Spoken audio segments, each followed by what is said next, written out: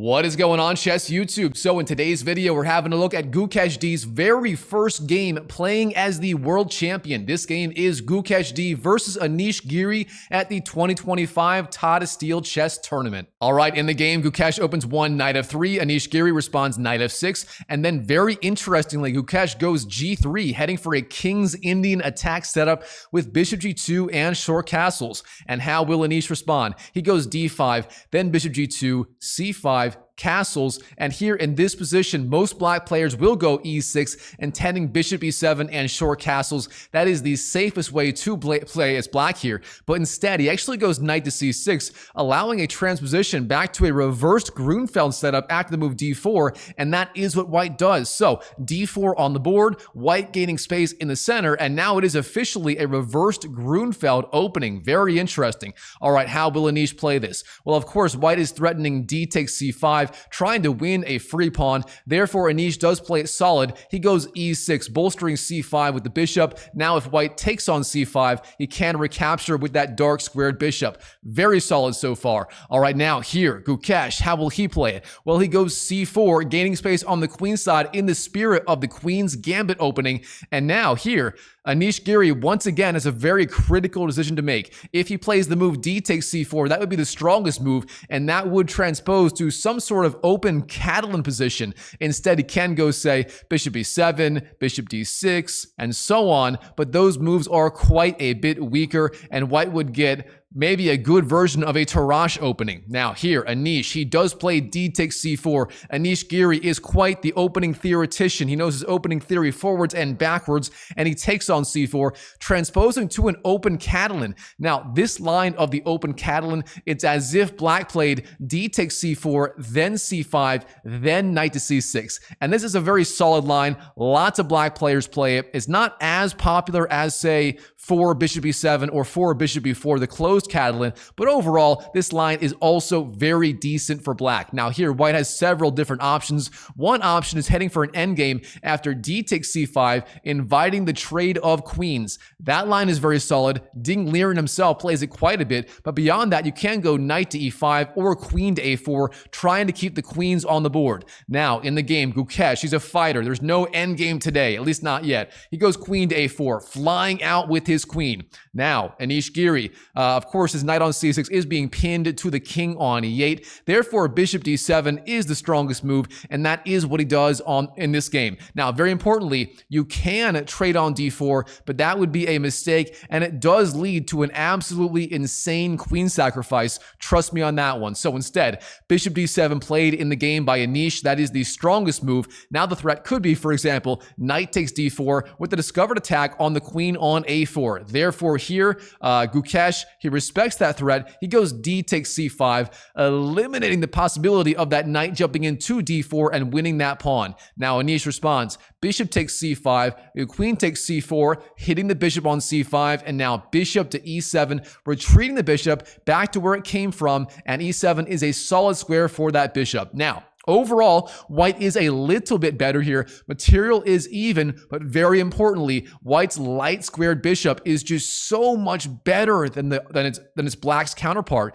Here, this bishop just slices across the board, and the other bishop on d7 is just very, very passive overall, and that does give white a slight advantage. All right, now, Gukesh, how does he continue? How does he try to increase the advantage? Well, there's a few different options here. For example, knight c3, rook d1, and e4 all make a lot of sense. Knight c3 develops a piece on the queen side, rook d1 pins the bishop on d7 to the queen on d8, and e4 gains space in the center. In the game, knight c3 played by Gukesh. If I can move pieces correctly, knight to c3, and Anish Giri, he just castles. Short castles is the move, a very solid move. There were some alternatives. For example, rook c8 and queen to a5 were both very active, but it's hard to argue with that move, short castles. All right, now here, Gukesh, how does he want to play the middle game? Well, If you want to play aggressively, the most aggressive move is e4, potentially threatening e5, gaining space in the center. However, that move is very risky. It does weaken the e-pawn a little bit. That e-pawn on e4 could be a target later in the game.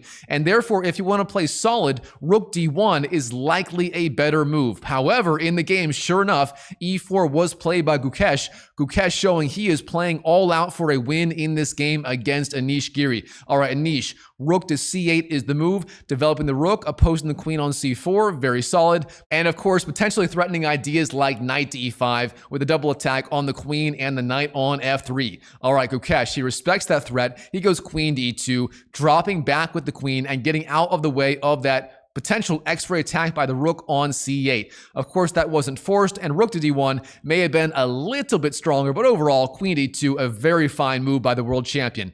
Now, Anish, bishop c5 is the move. Developing his already developed piece, an interesting idea, but overall, it isn't that scary, and Gukesh here, he's got a wide range of moves he can play. Now, how should Gukesh continue here? Well, he has two options. One is going e5, immediately gaining space in the center, and the other is developing his dark squared bishop on c1. For example, you can go bishop b3, bishop f4, maybe even bishop g5 if you want to. Now, in the game, bishop g5 was chosen by Gukesh, and this move, I'm not so sure about it. The problem with this move is black can just go h6. That actually was chosen by Anish in the game, and that is a very common response to bishop g5 in all kinds of queen's gambit lines. And now here the problem is white, he basically has to take on f6. If he doesn't do that, let's say he goes back to, I don't know, f6 or e3, then white is basically wasting a tempo going to g5, giving black that free move h6,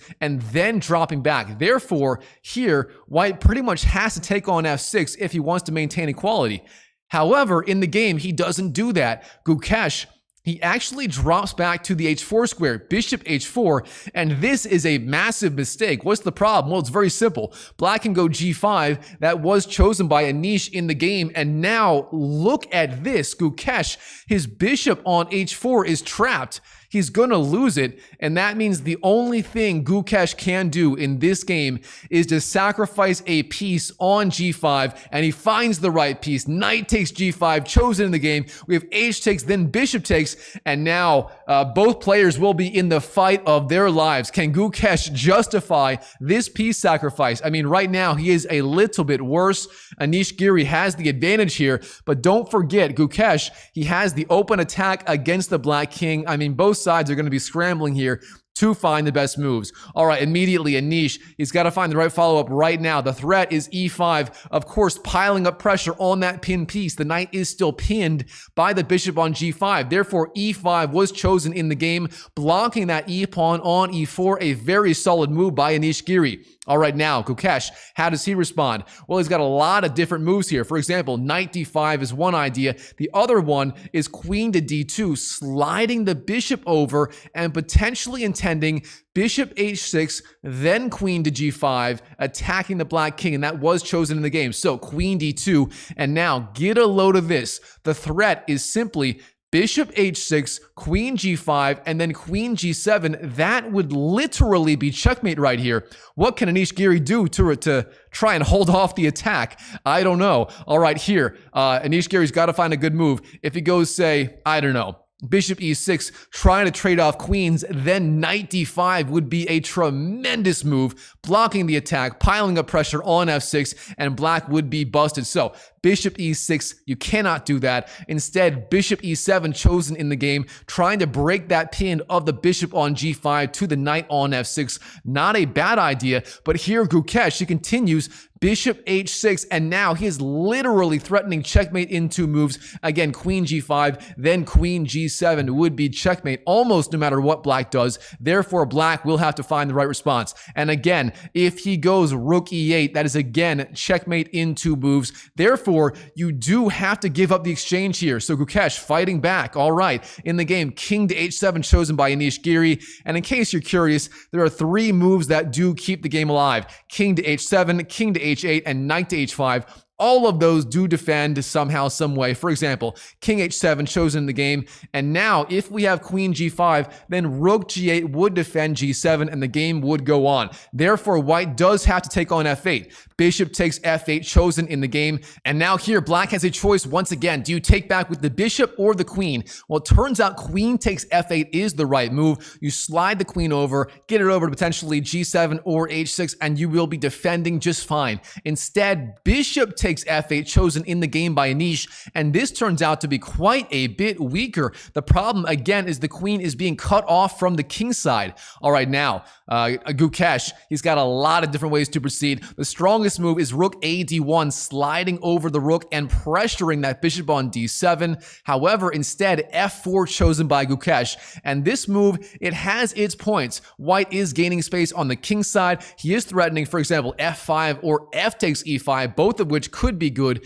But again, rook a d1, getting your last piece into the game was the stronger move. All right, now here, black continues. Bishop e6, offering the trade of queens. What will Gukesh do about it? Well, in the game, he goes knight d5, jumping up with a knight. That is absolutely the right idea. All right, now here, black, how should he proceed? E takes f4 turns out is the right response, trying to soften up that king side, but instead, knight to b4 chosen, also a decent move, putting pressure on that advanced knight on d5. All right, now Gukesh, f takes e5 chosen in the game, driving back that knight on f6. It's being attacked 1, 2, 3 times. Therefore, it must move in the game. Knight to g4 chosen by Anish Giri. All right, now Gukesh, rook a d1, sliding his rook over, finally getting his last piece into the game. And here Anish plays a move that I really don't understand perfectly. He plays the move king to h8, and the computer Stockfish actually likes this move. It's actually considered a good move by the computer, but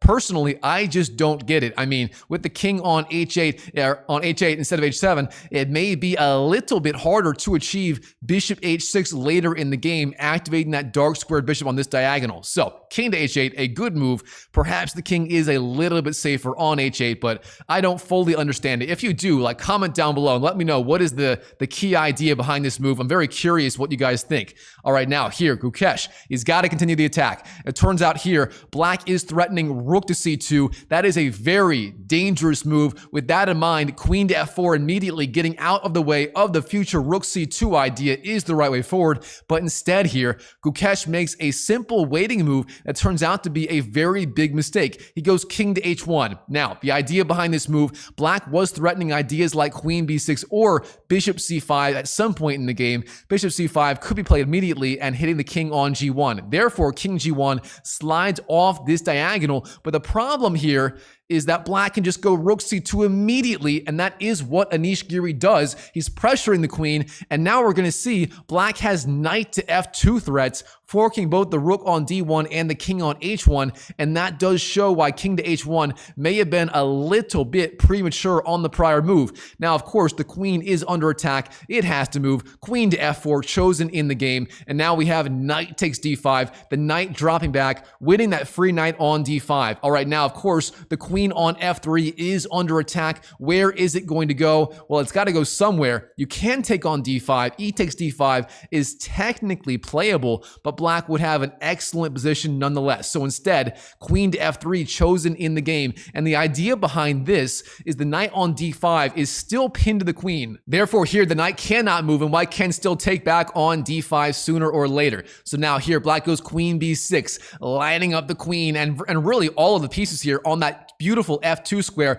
Knight to f2 is going to be a serious threat, or even rook to f2. And very importantly, that knight on d5 is no longer pinned to the queen on d8. Therefore, if white wants to win back that piece, he has to go e takes d5 immediately. That was chosen in the game. All right, now here, very importantly, you do not have time to move that bishop. If you go, say, I don't know, bishop c8 or bishop d7 trying to retreat, then e6 would be incredibly strong. White would have a massive initiative. Therefore, you cannot do that. You simply have to go rook to f2 as chosen in the game immediately, putting pressure on that queen on f3. Now Gukesh, he responds queen to c3, sliding his queen over this diagonal here with the x-ray attack on the king on h8. Now, very importantly, if black moves the bishop again, I don't know, bishop c8, then then e6 would have a discovered attack on the king that would be deadly. Therefore, you don't have time for that. Instead, you must go bishop f5,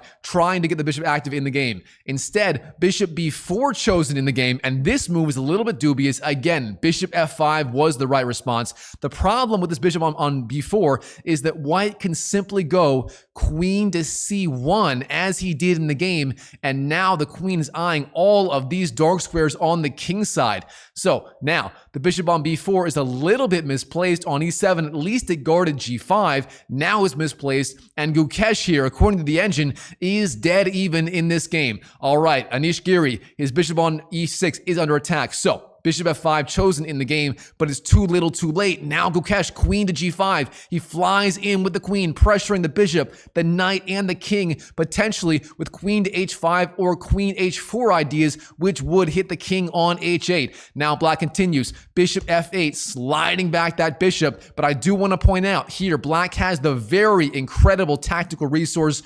Rook takes g2, the point being if you take back with the king, then knight to e3 would have the triple royal fork on the rook, and the king. Overall, rook takes g2 would be the strongest move here and a little bit stronger than the move chosen in the game. That is bishop to f8. All right, now here Gukesh, he gives the king a check. He goes queen to h4, but it turns out queen h5 was a little bit stronger. Instead, queen h4 chosen in the game, and now Anish Giri, bishop h6 does block the check. All right, now rook d to e1 chosen by Gukesh, getting his rook a little more active and off that d1 square where a future knight f2 could be hitting it and the king on h1, so a good prudent move by Gukesh. All right, now here, Anish Giri, queen takes b2 is the move, winning that free pawn and piling up more and more pressure on that bishop. All right, now here, it is a very important position in the game. Gukesh has to find the right move to stay alive in this game. What is it gonna be? If you like puzzles, pause the video right now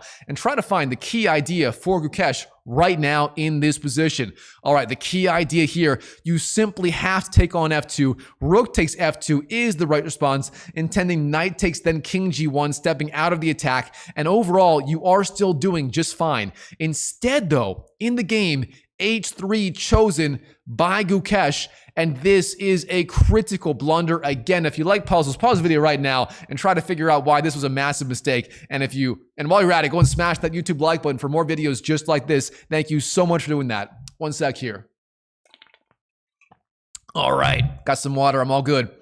Here, the key move for Anish, and he finds it, bishop e4, piling up more pressure. The threat being, if you take the bishop, then you're vulnerable to ideas like rook to h2. That could be deadly. Instead here, rook takes f2 chosen in the game. Now we have knight takes f2, recapturing with the knight. The knight is defended. It's the king on h1. The king's got to move. Where's he going to go? In the game, king g1 chosen by Gukesh. And here, Anish, he has the unbelievable idea of knight to g4, and from there, he's actually threatening checkmate on g2. Queen takes g2 would be a serious threat, but he doesn't find it. Instead here, queen to b6 chosen, Anish Giri choking at the last second, literally choking, and now Gukesh, he forces the queens off, queen to f6, hitting the king and the queen on b6.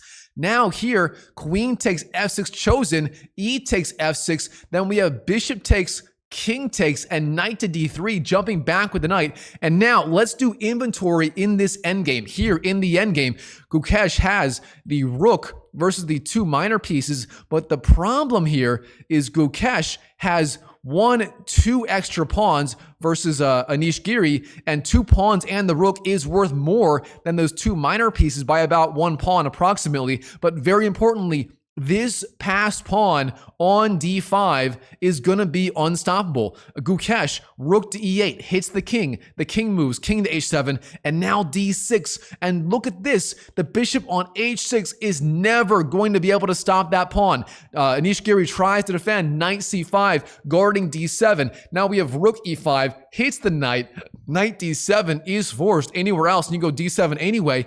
And now rook to e7, hits the knight, forces it back, and now Anish what can he do if he moves the knight anywhere? Say, I don't know, b6, you just go d7, black is forced to give up the knight for the pawn, then knight takes, rook takes, here you'd be up a pawn and the exchange. That is just too much. So for that reason, in this position right here, Anish Giri resigned on the spot to the world champion, Gukesh D. Wow, what a game between Gukesh and Anish Giri in the 2025 Tata Steel Chess Tournament. All right, Chess YouTube, hope you enjoyed the video. If you did, smash that like button and comment down below what you thought of today's game. This one was a shocker, starting with the knight sacrifice by Gukesh way back on move, which move? 15, knight takes g5. I mean, really, bishop h4 set it all up. Then we have g5, knight takes g5. And after that, I mean, the whole game was just absolutely insane from there. Very impressive game by Gukesh. He's got the guts of a world champion. I mean, this whole line, starting with bishop g5, then h4, then knight takes and bishop takes was just insane. And Gukesh, he pulled it off. He outplayed Anish Giri from behind and, you know, a very well-deserved victory. So, comment down below again what you thought of this game. I thought it was absolutely insane. And if you want to see more Gukesh action, let's see. Check out this video right here where Gukesh sacrifices his rook out of the opening against the GOAT Magnus Carlsen. That game was insane. So check it out and I'll see you in the next video.